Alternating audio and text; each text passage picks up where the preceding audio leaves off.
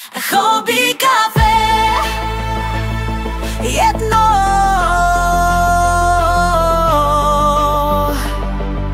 две и три.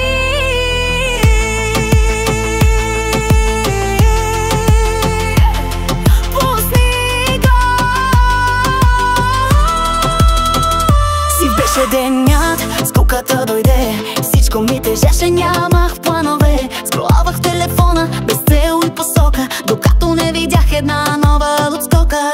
Едно местенце, шарено и мило, в което нещо веднага ме привлече, нали? От рецепти за кекс до цветя в градина, изведнъж денят ми стана картина. Намерих си мястото, намерих си хора, край на сивотата, край на умората.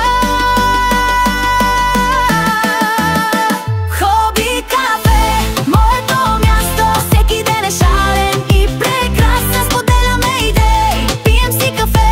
В хоби кафе живота е добре. В нашето кафе всичко е добре.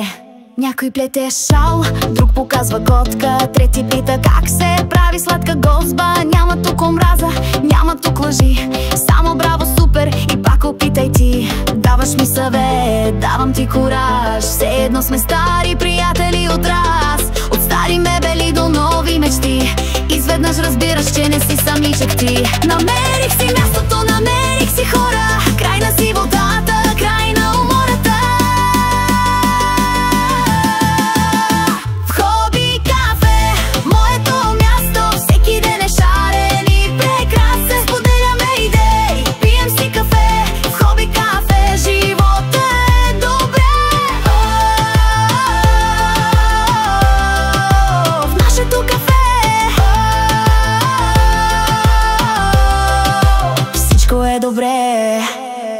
И не е просто форум, не е просто сайт, а пристан за всеки в нощ или в слънчев ден. Място за душата, за малките неща, които правят всъщност пъстрата земя.